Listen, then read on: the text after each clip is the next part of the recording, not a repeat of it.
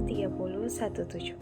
Saat ini, saya akan menjelaskan mengenai contoh soal dalam pendapatan nasional dan perekonomian dua sektor dalam mata kuliah teori ekonomi makro.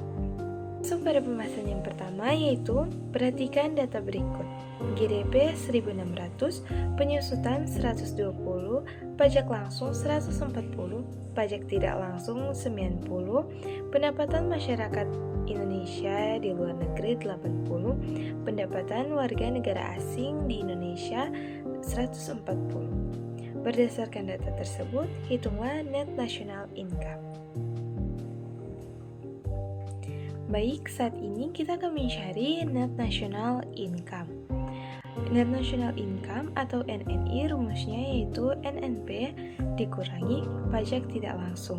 Seperti yang kita lihat data di sini yaitu NNP belum ada, namun pajak tidak langsung sudah ada dalam data sebesar 90. Jadi kita harus mencari terlebih dahulu NNP. Rumus NNP adalah sebagai berikut. GNP dikurangi penyusutan. Penyusutan juga sudah ada dalam data yaitu 120. Jadi kita akan mencari GNP terlebih dahulu. GNP rumusnya yaitu GDP dikurangi faktor neto dari luar negeri. Faktor neto dari luar negeri adalah penjumlahan dari pendapatan warga negara asing di Indonesia dikurangi pendapatan masyarakat Indonesia di luar negeri. Jadi sekarang kita akan menghitung GNP terlebih dahulu. GNP rumusnya GDP dikurangi faktor neto dari luar negeri, yaitu 1600 dikurangi 140 dikurangi 80 sama dengan 1600 dikurangi 60. Hasilnya 1540. Jadi GNP yaitu 1540 triliun. Lalu kita lanjut dengan NNP. Rumus NNP yaitu GNP dikurangi penyusutan sama dengan 1540 dikurangi 120. Hasilnya 1420 triliun. Jadi setelah kita mencari berapa itu NNP, kita sekarang bisa menghitung besarnya NNI atau Net National Income. Rumusnya yaitu NNP dikurangi pajak tidak langsung sama dengan 1420 dikurangi 90, yaitu hasilnya 1330 triliun. Jadi NNI di sini adalah 1330 triliun. Sekarang kita masuk pada pembahasan yang kedua, yaitu perekonomian dua sektor. Di sini sudah ada contoh soal, yaitu dalam perekonomian dua sektor, fungsi konsumsi adalah C sama dengan 10 ditambah 0,8Y, dan fungsi tabungan adalah E sama dengan min 10 ditambah 0,2Y. Seterusnya, dimisalkan jumlah investasi yang akan dilakukan pengusaha adalah 30 triliun rupiah. Berdasarkan pemisalan di atas, lengkapkan tabel berikut. Berikut adalah tabel-tabel dengan pendapatan nasional, konsumsi rumah tangga, tabungan rumah tangga, investasi perusahaan, dan pengeluaran agregat. Sekarang kita masuk pada pertanyaan. A. Apakah yang terjadi apabila sektor perusahaan menghasilkan 150 triliun rupiah? B. Apakah ini yang terjadi apabila sektor perusahaan menghasilkan 350 triliun rupiah? C. Berapakah pendapatan nasional pada keseimbangan? D.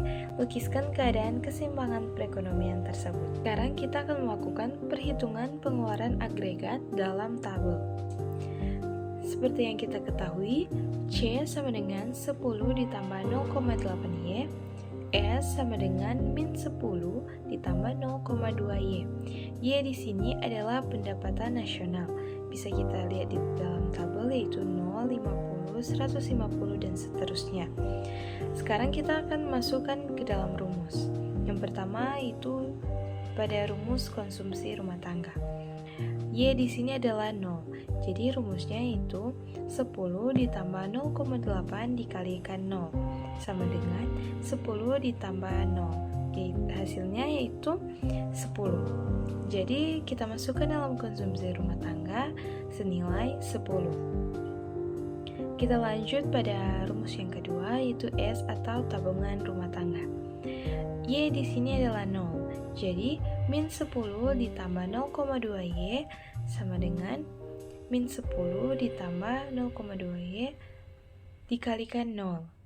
Hasilnya yaitu min 10. Dan untuk mencari pengeluaran agregat, kita akan menjumlahkan konsumsi rumah tangga dengan investasi perusahaan, yaitu 10 ditambah 30 sama dengan 40. Begitu seterusnya sampai pada tabel yang paling akhir. Setelah melengkapi semua tabel tersebut, bisa kita lihat di sini bahwa keseimbangan terletak pada nilai 200, yaitu pendapatan nasional 200, konsumsi rumah tangga 170, tabungan rumah tangga 30, investasi perusahaan 30, dan pengeluaran agregat 200. Dan untuk ekspansi dan kontraksi bisa kita lihat dan perhatikan pada tabel berikut.